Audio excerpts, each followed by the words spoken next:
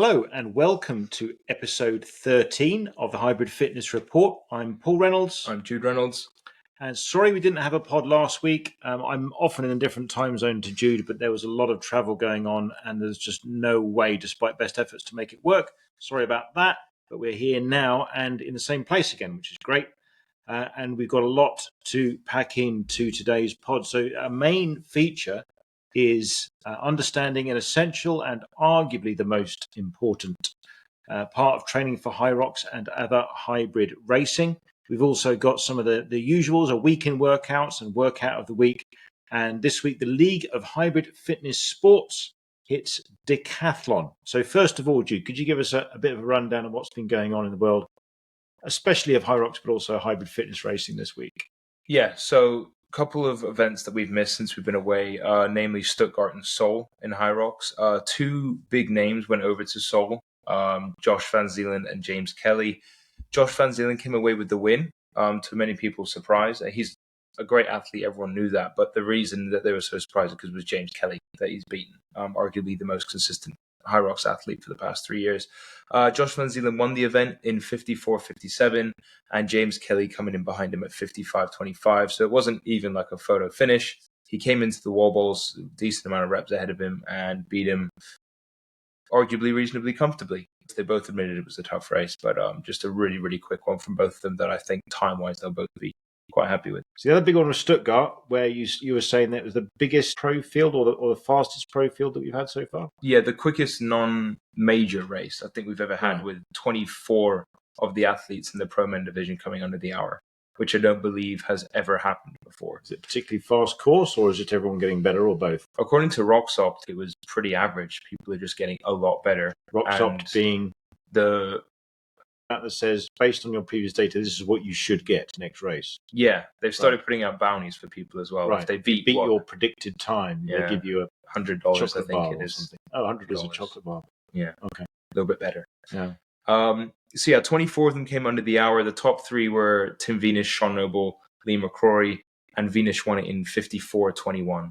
So a lot of people, again, a lot more consistent times coming under that 55 as well. I was going to say, we're getting a lot of 54, low 55 this season that we've not had before at all. Sub 55 is now going to be sort of the top end, whereas before, I mean, I was listening to a podcast the other day where it was 3-4 years ago, sub hour was the top in the world. Right. So now coming 5 minutes quicker than that within a few years is crazy. But other than that, in my age group, we had two names that stood out, which was Gustave Cordua again. A guy who's coming in and just setting the whole field alight right from the off, basically. Yeah, I mean, other than Charlie Botterill, he's smashing everyone else in my age group, the 24 and under. So really impressive race from him. He got 57.32, which the craziest thing was it wasn't even a PB. He's done a 56 or something before, so he's comfortably the second best in the world at my age so far. And then Sam Schumann, another great race for him, coming in third this year, I think, at 58.17. So a really, really good race from him, and someone who I'm excited to race at Worlds again because, really, really good guy and a great time. You two were within 10 seconds of each other in Warsaw, and it wasn't much different at Worlds either. No, Worlds. He didn't have a great race, and I had an even worse race. Right. So, I mean, yeah. Okay. Other than that, Stuttgart, to finish it off, we've got the women, where the top three were starting from third. Ellie Strenfors, I think. I have it in my notes here. It's hard to pronounce. I think she's Finnish. Ellie Stenfors. With 101.05 coming in a second behind Lena Putters at 101.04. But mainly Megan Jacoby coming in at 58.09, which is an official PB. So an ex-world champion with basically all year out injured. She was on and off with how badly she wanted to race, trying to combine that with I cannot come back too soon or something bad will happen. So she seems to have just timed it perfectly. She did a mixed doubles with her boyfriend a while ago to sort of start the season off, and then she came here with her first solo race and just smashed it out the park. Coming back from injury with your first pro solo race back and PBing after an injury is just it's kind of ridiculous. Really, really well done to her. Yeah. Okay, cool. And as I think part of the expansion of Hyrox in Asia, going back to the Seoul event, the very popular kind of functional fitness. He was in Physical 100, which if you haven't seen on yet Netflix is a fantastic, quirky kind of fitness competition series that Hyung Yom Sok was in. I don't know exactly how to pronounce it. He did 4 Hyrox races in 2 days, and he won all of them. Did he? He did. So he entered. He hadn't done Hyrox before, so he did the Hyrox Open with his mate and beat him by a leaf. Basically, Right. He did about 58 mid. Right. But then he also won the mixed doubles and the relay and the men's doubles, all in the open category. But he won. There's a picture of him on his socials, him with 4 white flags in front of him. It's kind of ridiculous. 4 races in 2 days. That's Charlie territory. I don't know. He's not. He's older than you. He's not your age group. Don't worry about it. Right. Yeah, that's the main thing. No, he's well established. He's huge in Korea. Right. He's not Hyungmin Song huge, but he's huge. Right. So it's good to see him. And that's definitely going to drive engagement up in Korea, because the top 2 had great times in Korea, and then it falls off quite quickly after that. Yeah. But that's going to really help for sure. I think 3rd place was about 10 minutes behind James Kelly. Yeah. So and he was Japanese, and there's a Korean came in 4th. Yeah. Okay, so next segment is a week in workouts, which has been mostly a complete shambles for me, because I've been traveling to various places in Asia this last few weeks. So I've been hopping between hotel gyms, some of which have some equipment, some of which have very little equipment. Yeah, you've been sending me some of the most insane hotel gyms I've ever seen. Well, some of them are great. So, but the absolute worst was an outdoor gym at this place where it was set above. It was a fantastic location, set above rocks by the sea. They had a barbell and a bench, but it's just wood. But I was going to say a barbell and bench made out of what? So the bench was wood. Yeah. The rack was wood with only one position. So you could only do bench press on it. You couldn't lift it up to do anything else, because there's only one pin height, and it was kind of a very high bench press. They were about like that. So you could just about reach it if you're lying down on your back. Right.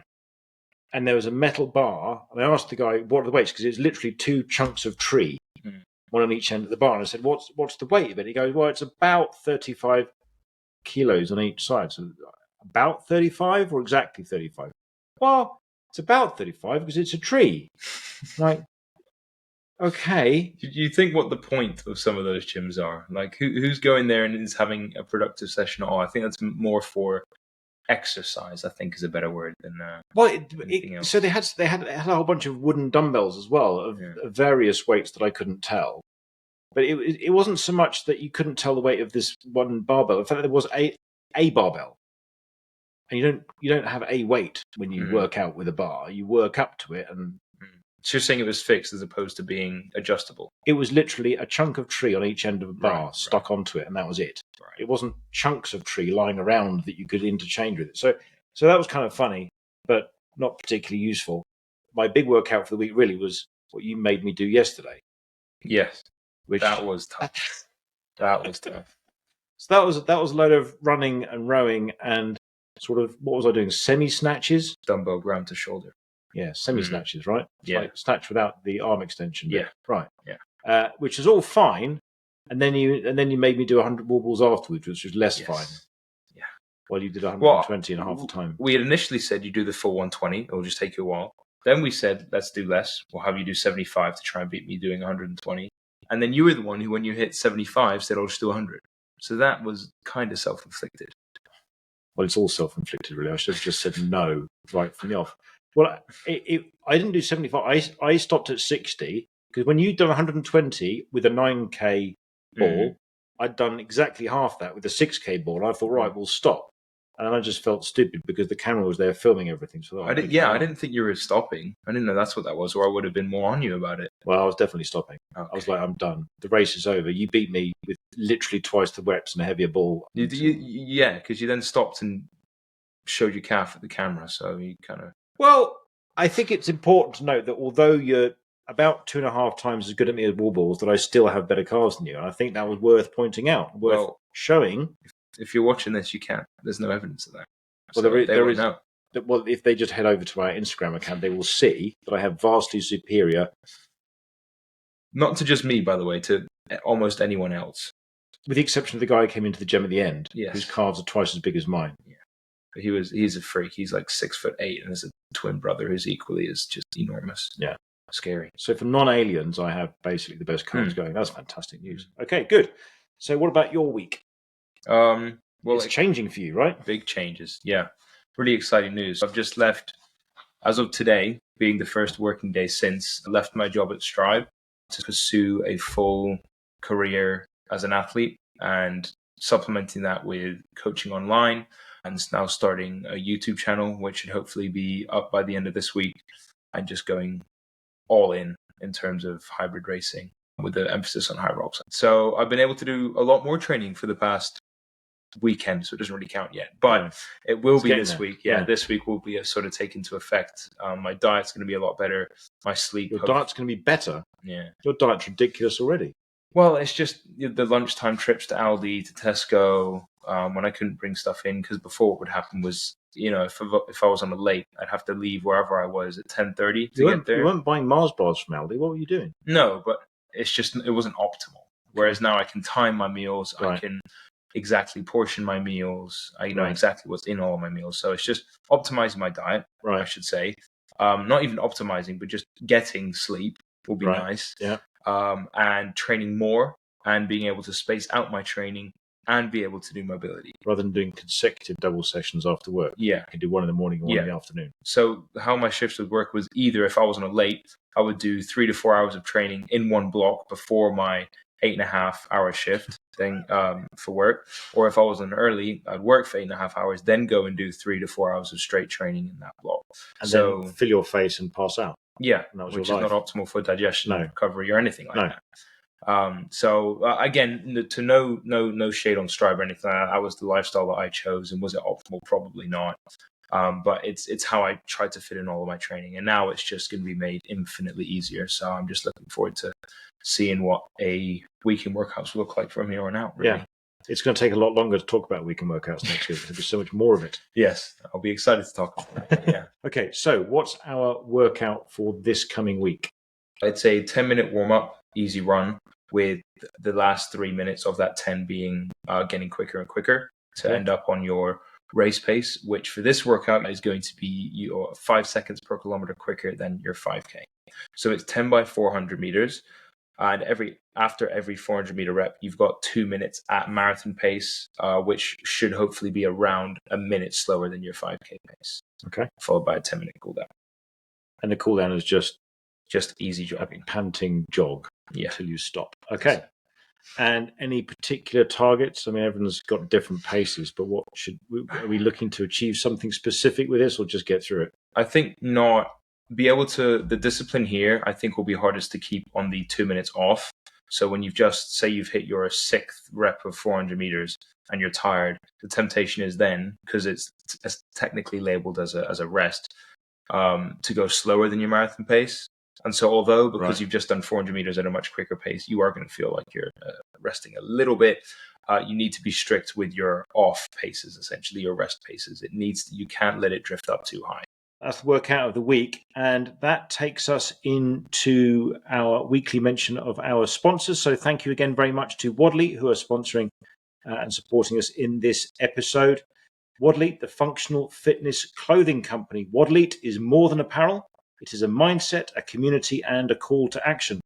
Whether you're just starting out or pushing towards elite performance like Jude is, WoDLETE exists to support and inspire your journey. They believe in consistency over perfection, growth over ego, and the long game over quick wins. Head to wodlete.co.uk. That's WODLETE.co.uk and check out their autumn-winter range with free delivery on all orders over £50. Use code HFRPOD20, that's HFRPOD20 at checkout for 20% off your order.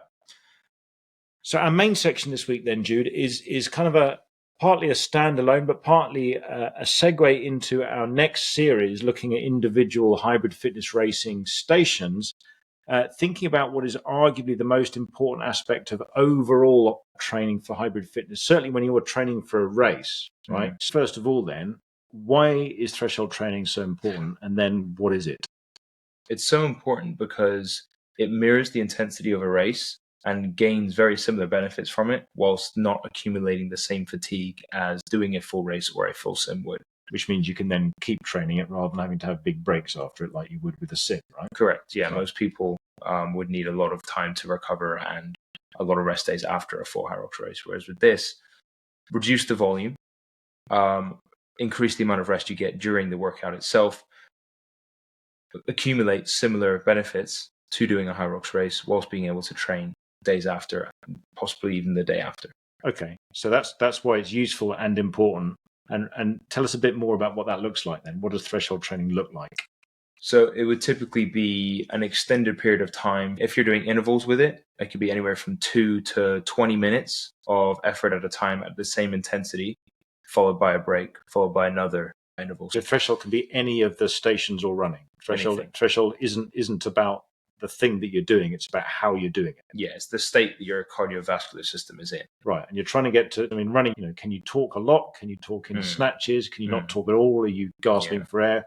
Threshold training is talking in a few words at a time, is it? It would be very short sentences. Right. Yes. So threshold training is talking in very short sentences. Yeah. But in running speak. Yeah, important, exactly. With a Hyrox. And that's what the threshold training is versus just a sim. Yeah, exactly. With a Hyrox, it's, if you're at the top level, 50 to 60 minutes of continual work. You don't stop. Right. Whereas threshold training, that rest allows your body to recover enough. And it also carries over the effect of the next day of you being able to not be fatigued enough so that you can train again, even the same day. So a lot of athletes have double threshold days, which is quite popular now, which was actually a training method invented by the Norwegians. The Norwegian track stars have really taken off recently. Whereas you do a threshold session, whether it be ski, row, or bike in the morning, and then you do a run in the evening or vice versa. And that way you can accumulate, say, 40 to 50 minutes or even up to 60 minutes of threshold training in a day or threshold active work in a day. Okay. Without being too fatigued the next as well. The key here is repeatability, being able to accumulate more time in that intensity zone that you'll be doing a Hyrox race for more time. So more frequently. Right. If you were to do a full Hyrox sim, you would then be able to repeat that twice in a day, for example, or multiple times over a week, whilst being able to optimally train. It's about minimal effective dose, essentially. So training overall will consist of maximal efforts like a sim. It'll consist of easy days, which for me would be like today when it's kind of a 45-minute run where I'm not trying. I'm just doing whatever my legs fancy at the time. For you, it's very different, but that's what it looks like for me. Yeah. And a max day might be a half Hyrox sim. Should everything else other than pure strength days be some kind of threshold training? Yeah. If we're getting really into it, there'll be more bits to it. But on the surface, that's it. Right. You got your strength training, accessory work, mobility, hard efforts, low zone 2 efforts, and threshold, with threshold making up most of the quality work. So most of your benefit is going to come from that. Yeah. Right. Race experience wise, obviously that has hard sims have a benefit that thresholds don't. Because also pressure comes with sims. You want to, you want to get the best out of yourself possible. It's an objective measuring point. So the pressure and the experience and the familiarity with that is a benefit in itself. But I wouldn't recommend doing those any more than once every 2 or 3 months. I don't think there's any need for that. Right. And you need time for your fitness to build. You got to have time for you to build, soak it in, and then be able to display it. Whereas you can't adapt in a week by doing one every single week. You won't be able to improve week on week. Like, for example, if you take the example of powerlifters, in order, they have 3 main lifts: squat, bench, deadlift, right? They don't train to get a better squat by only doing back squats. They'll do leg extensions, hamstring curls, Cossack squats. They'll do a whole bunch of accessory movements, which this threshold training is a form of, to get better at what they're actually competing in, which is essential. If, for example, one muscle but primary mover in the squat is the quad, so a way to isolate that is leg extensions. The primary mover in a Hyrox arguably would be your cardiovascular system, which you essentially isolate doing threshold training. Okay. So tell us more about what that looks like. So it will be very similar, running or erging. Arguably the emphasis would be, or the higher volume would be, on the running, if you're adapted enough to be able to do that. But it would be anywhere from 4 to 5 work to rest ratio. So threshold training will almost always be done in intervals of some kind, whether it be longer or shorter. With running, mine are always anywhere from 3 to 20 minutes, and they will always accumulate anywhere from 25 to 50 minutes of threshold active effort in one session. So, for example, one session could be 10 times 3 minutes with 36 seconds of rest, or another session on the other end of the spectrum would be 2 times 20 minutes with 2 minutes rest. Either way, the rest to work ratio should be about 4 or 5 to 1. And then on the ergs as well, those I have typically shorter sessions because in most hybrid events, the ergs take up less of the race than running does. So where I'd have a 5x5 for my runs, I might have a 2.5 minute work to 30-second rest for 5 sets of ergs. So I do about half to 3/4 of the volume. And we were talking about that yesterday when we were doing yesterday's workout. Relative to ourselves, you and I are similar with running and rowing, right? Your running ability and your rowing ability compares roughly the same way that my running and rowing ability compares. I'm better at rowing than running, yes, as are you, more or less. And yet when you compare our rowing times, for example, in the event, the thing we were doing yesterday, you were kind of cruising at 140. I was cruising at 155. Neither of us was maxing out. We were happy per 500 meters on the per 500 meters. Yeah. Whereas with the running, you were doing what pace? 3:30 per kilometer. I was doing about 5.5. 5:20. Yeah. Right. So I was 2 minutes behind per kilometer.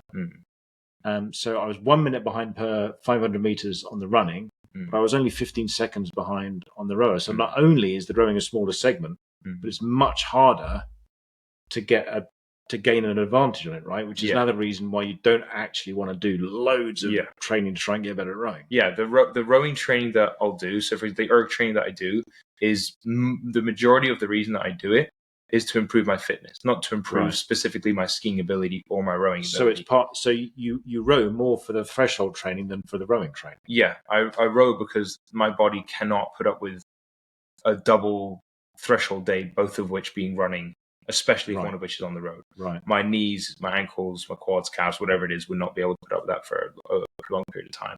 So the ergs, as we've spoken about before, are a non-impact way. So the ergs are very important, but ironically they're not important because they're part of the actual event. They're important because they help your CV system overall. Yeah. So obviously, if you can improve your technique and without improving fitness, better your time, of course, do it. Yeah. But the rewards you gain on a row by improving your rowing and skiing as opposed to your running in a Hyrox race is minimal. Right. So I could be way better than you at skiing and beat you by 15 seconds. Right. I could be way better than you at running and overall in the Hyrox race beat you by 2 to 3 minutes. Hour. Yeah. Okay. Yeah. So tell us a little bit more then about what threshold training will look like.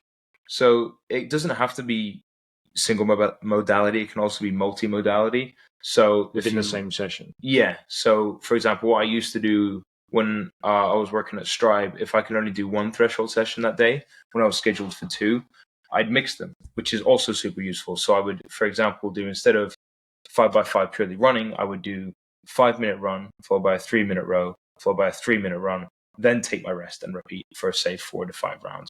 That's going to help you transition from station to run, whilst also being a part of threshold training, whilst also, working on your rowing and running in the same session. You could sub out that row for anything. So you could threshold train with burpees, with sleds, as long as you're keeping the intensity and also ideally your heart rate in the same zone that you would during the race. So you can mix it with anything. That's why I love Hyrox, because the threshold training, you can mix up so much and it can only benefit you. Right. I would just recommend keeping it, adding some running in there with, if you can, at least one of your threshold sessions per week. Right. So how many threshold sessions a week should we be doing? Let's say I'm working out, some people work out 7 times a week. You're working out 12 to 14 times a week. I'm trying to work out 6 times a week. Let's say someone's working out 4 or 5 times a week. How would you break down strength versus pure running versus easy on the threshold? So I think you got to work your way down. So starting from the top on what's most important, which in my opinion, it depends. It would be your weakness. But if we're just trying to get some sort of general information out there, it would be threshold training.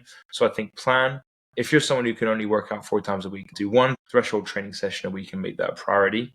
Make that on a day where you have the most energy, because that will be arguably your most important session. Right. Yeah. And the hardest or the most important? Most important. Yeah. Right. Because leg day might be harder. Yeah. Right. Yeah. Especially mentally harder. Yeah. I would definitely add multi-modality threshold session in there. every other week. So I say week 1, make it running only. Week 2, make it running mixed with an erg or a station. Week 3, running only. Week 4, make it a running with a station or an erg in between. I just think that is going to be the most bang for your buck, going back to the minimum effective dose, which is how little can you do for the most benefit, essentially, right. Which I think encompasses threshold training as a concept. That's the same as eating, right? You want maximum benefit from the minimum amount of calories. Yeah, exactly, which, unfortunately my cravings do not fit within. No. Domino's pizza, Krispy Kreme. Steady on. Back on topic now. Send me down. Come back to us. Craving hole now. What was it? I've no idea. So what we're trying to do is help people who've just about conquered their craving. They're working out 4 or 5 times a week, and you're saying that threshold training. Ice cream. Oh no, he's gone again. Let's get him back. Come back. 4 or 5 times a week. Yes. And the most important of those sessions is threshold training. Yeah. And again, remember, because you're training this, you're training your CV system more than you're trying to train your legs or your arms. Yeah, and just your body, helping your body to adapt, not to have to spike your heart rate and feel like it's going to spike the heart rate. So, for example, if you're not used to running, as soon as you get off the burpees, if you've not trained how to run off of burpees, your heart rate's going to spike. But if over time you get your body used to that feeling, it's not going to spike the heart rate. It's going to become more used to it. I found that's happened relatively quickly. I mean, I need to get 1,000 times better, but I very quickly noticed that after the first few times doing the compromised running session, and it always seems to, in the plan I'm using, always seems to involve doing my worst things. I'm always doing lunges or burpees right after a run. First couple of times was a hot mess. I couldn't do anything, and then over, and I'm only talking a few months. But even now, I'm going, actually, it's not, the running hasn't got any easier, but the burpees have gotten easier, and I'm not, my heart rate isn't spiking so bad. When you first start, if after the first couple of months, if you're consistent, you'll notice a huge change. Much like when you're first getting into the gym, the beginners, you'll see them hitting PBs every other week, every week. Right. So it's super encouraging. If you can be consistent the first 2 to 3 months of training, you'll see huge benefits. So yeah, if you've just started, stick it out, be consistent, give yourself 3 months, and you will see huge improvements. And I think that will be a huge encouragement. But yeah, definitely threshold sessions. I think you also need one long run in there. Ideally run, if not a long continual erg session, whether it be bike, ski, or row, just to make sure that you can start working on your endurance. Because a Hyrox race, if you're working out 4 to 5 times a week, and you're not super serious about making this your life, your race might take you around 90 minutes. You need to realize and experience what exercising continually for 90 minutes feels like. Even if it's at a lower intensity, it can only help. So you need to start expanding what you call your aerobic base, which is working at a low intensity for an extended period of time, to make sure that you can work at a higher intensity for longer. They all play sub-threshold training, which we'll do another time. But, so 4 or 5 workouts a week, you're saying one threshold, one long and easy, run preferably, failing that an erg. I'd then say you definitely need a strength session in there. Are you doing arms and legs in this single strength session? It would be more on the lines of squat, hinge, pull, row, more than a specific muscle group, to sort of get the movements that are going to help carry over to Hyrox. So mainly lower body, but with a little bit of upper. The less isolating you can make a movement to some extent, the better for Hyrox, just because it becomes more functional. Right. Like, you're not going to choose a squat as an isolating movement because it incorporates so many different muscle groups. So barbell back squats are huge help. So as an example of an isolating movement that's relatively non-beneficial, a bicep curl isn't going to help you very much.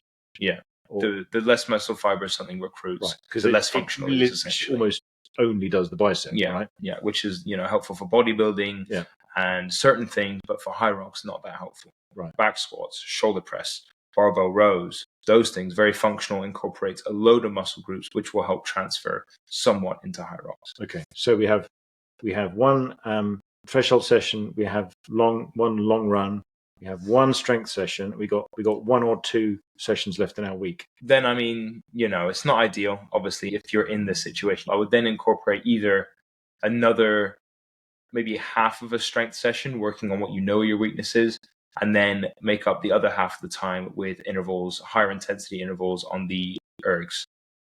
So whether it be 8 times 250 on the row, with longer rest periods to ensure you can hit the high intensity, followed by 8 by 250 on the ski. Just something relatively short that you can sort of match or do after your strength training sessions. So for our fifth and final workout of the week, we're doing what? I would say a Hyrox WOD or a Hyrox specific session. So, for example, a run followed by a Hyrox station, followed by a run, followed by another Hyrox station. And I would keep it to 2 if you're new, to try and really 2 stations. Isolate that feeling and really work on improving those, and maybe swapping them out every week. So if you're not counting the ergs, you've then got 6 other stations to mix into your Hyrox workouts. I would just practice being able to run on and off of those, especially. So I think definitely get some sleds involved. Right. So with the Hyrox session, you're not just practicing the stations; you're always practicing the running off of it and onto it. Doesn't have to be always. If you're fatigued from the previous couple of running days and whatever, it's not essential. Ideally, yes, but if not, definitely work with sleds, definitely work with wall balls, definitely work with lunges. Okay. Those movements need to be incorporated. So number 1, threshold session. Yeah. Number 2 is our long, slow run, following that long, slow erg. Yeah. Number 3 is an all-body strength session. Mm-hmm. Number 4 would be an optional second strength session with weaknesses with high intensity ergs paired with that. And the 5th one would be the Hyrox specific one. Okay, so the Hyrox specific one is the first thing to go if you're going from 5 to 4. Yes. Okay, cool. Thank you. Okay, so to finish off on threshold training, how do you find out what your threshold zone is? How do we know what intensity we're supposed to be working out at? Short of a blood lactate test, which would be the gold standard, for a Hyrox race, it would be around your half marathon pace if we're talking about running. But if we're talking about feeling, it would be at about an 8 out of 10 in terms of effort.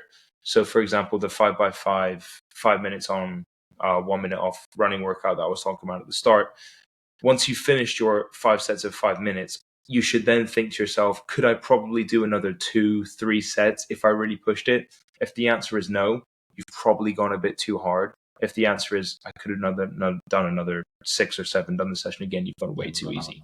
In terms of feeling, if you don't have access to anything like a blood lactate test, which the majority of us don't, and or you haven't ran something that can accurately give you your pacing, I would say go off RPE, so perceived effort, which would be at about an 8 out of 10. My personal favorite way of finding out where threshold pace would be to do a sim, set yourself a baseline, do a sim, run it as slightly, I would err on the side of conservative pace as opposed to ambitious pace, so that you can hit all the stations with a good enough intensity on all the runs and you can be consistent. I would do a sim, see how the run feels at a conservative pace. If you feel like you can go a little bit quicker, go a little bit quicker. But I think you need to do a full Hyrox to understand how you can run compromised, because running a half marathon is technically compromised running. So if you're in good enough shape to do a full sim, do the sim, and then your running paces become your threshold pace. Yes. And then if you aren't yet fit enough for that, but you've done a 5 or a 10, basically search for pace predictors or race prediction times, put in your 5 or 10K, and you'll get some kind of an idea, and you can use that then as your, this is my threshold training.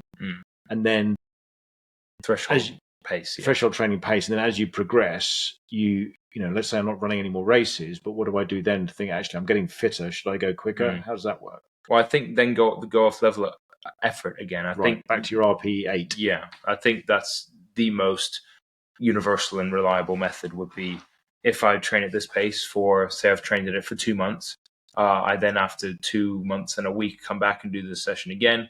And I'm like, recently I felt like I could do another 5 or 6 reps. This is not that difficult. Try on your next threshold session, increasing, say you're doing just a purely running one, by 3 seconds per kilometer, and see how that changes. See how your heart rate changes. But yeah, you shouldn't be touching zone 5 in terms of heart rate in any of these sessions, and you shouldn't be staying in certainly not zone 2, shouldn't be staying in zone 3 for very long. It should be as much time spent in zone 4 as possible, ideally. Okay, so in general, your threshold pace is your half marathon pace, which you can get an idea of from other race paces. Round about that, yeah. Or from doing a sim and then just go whatever you did in your sim. And in other terms, you're looking for an 8 out of 10 rate of perceived effort. that's your threshold pace. And just as you get fitter, just move to whatever the new 8 RPE is. Okay, thank you for that. So there's a lot more that could be said about threshold training. I'm sure you will at some point, but for now, that's a good introduction. Thank you. So our next section then is League of Hybrid Fitness Sports, which, as I mentioned before, is the decathlon, which is something I tried to get you into. I was going to say that. Yeah. So back in the day when I thought he has an unusual power, speed, stamina ratio going on, and I tried to persuade you that decathlon would be great, and then you said, I've seen guys at my school do javelin and they're way better than me, so I'm not. And that was the end of that. Was that what I said? You said that. So I tried to get you to that and failed, but it'd be interesting to see where it comes out in our league. So the events of decathlon are the 100-meter sprint, the long jump, the shot put, the high jump, the 400-meter run, the 110-meter hurdles, the discus, the pole vault, the javelin, and the 1500. So we're not going through those. We're going through our fitness categories and bearing in mind all of those. And in a full decathlon event, that's over the course of 2 days. 5 and 5. Yeah, 5 on day 1, 5 on day 2. So obviously you spend most of the day sitting around icing up your aching joints and trying to recover from the completely different demands being placed on your body. Yeah. Bearing all of that in mind, as we go into our fitness categories, what are you giving them on cardiovascular endurance? Giving them a 50. And mid-range because they're getting hit hard on the 400 and the 1500, but basically not in anything else. Yeah. Okay. Yeah. Muscular endurance. 60. Strength.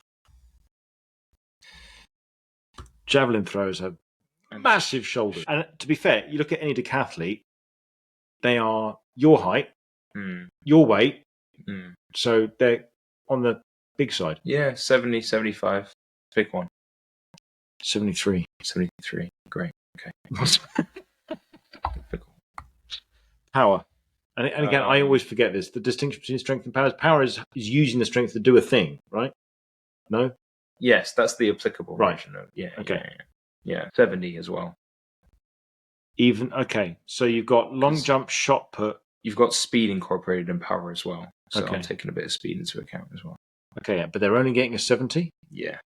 Because there are so many elements of it that don't require speed at all. Like what? What doesn't require speed? All of these look like they've got speed to me. Sprint, long jump, shot put, high jump, run, 400-meter run, hurdles, discus, pole vault, javelin, 1500 meters. There's speed throughout, right? Oh, true. Re-ask that question. I think you just have to admit that you were wrong. I'm not re-asking so you can pretend you're right from the start. You were wrong. I pointed it out. You admitted it like the man you are. Yeah. And you rescored it. 80. Flexibility. They're all horribly inflexible people. And the only thing that they need flexibility for, they're terrible at, which is pole vault. Javelin. Discus. No, not discus. Javelin. Some flexibility. 30. Really? Yeah. Pole vault needs massive flexibility. But that's 1 out of 10. And they're all terrible at it. 30. Agility. But then are we going off of what they are or what would make the optimal decathlete? Which would be 100. To train. That wouldn't make sense. Yeah. Agility.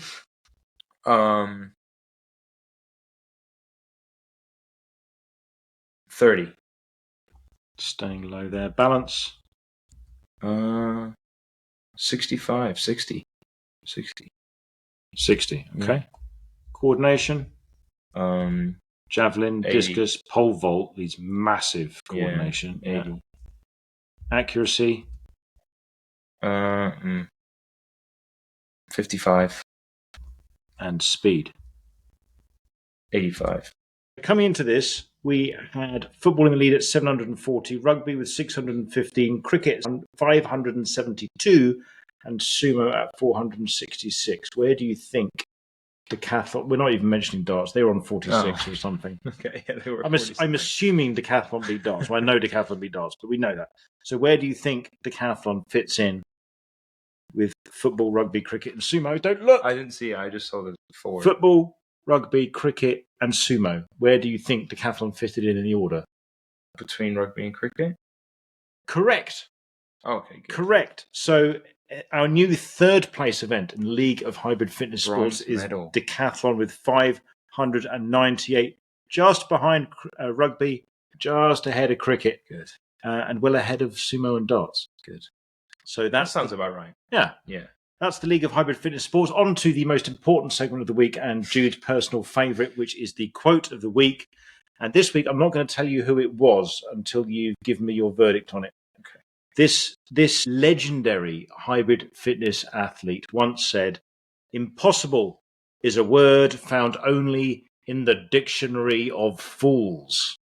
Impossible is a word found only in the dictionary of fools. What do you think of that fantastic quote that drives me to greater heights of achievement? Wrong. Wrong. Okay. Yeah. But as a metaphor, as a hypothesis, as a motivational thingy, do you find that particularly useful? Personally, no. No? So you would say that it is not helpful to think of everything as being possible? No, I'm too much of a pessimist to... Realist. Yeah, there we go. See, that's what I say. People are such pessimists. I say realist, so thank you. You're welcome. I've had the same problem with people. I wonder where it comes from. So impossible is a word found only in the dictionary of fools was said by the legendary hybrid fitness athlete Napoleon Bonaparte. Napoleon said that. And when you dissed that quote and said it was bad, I think that reflects quite accurately on what happened, because when he invaded Russia in 1812 and lost 1 million men to the cold, I think perhaps if he had thought less that impossible was a word found only in the dictionary of fools, he might have done better. If he was more of a realist, he could have... If he was more of a realist and less silly and delusional about invading Russia, that would have been good for him. Wasn't a good idea. Which is not what people expected to learn in the Hybrid Fitness Report, but there you go. That's just one of the side benefits of tuning in. So thank you very much for tuning in. And any questions about threshold training especially, please contact us via Instagram or our YouTube channel. Next week, we've got the start of a new series looking in depth at how to train and race specific stations across Hyrox, Deca, Dozen, Athics, Metrics, Turf Games, and others. So I don't know how long that series will last, but we're going to get Jude to look more at what do the stations involve, how do we race them, how do we train them, after today's kind of introductory session. Overall, for hybrid fitness racing, what's the most important thing? It's threshold training. And what threshold training? It's simulating the output, the effort of the events themselves, but for shorter periods with rests. To make it repeatable. Yes. Okay. Thanks again for listening. I've been Paul Reynolds. I've been Jude Reynolds. And we'll see you next week. Thanks and goodbye.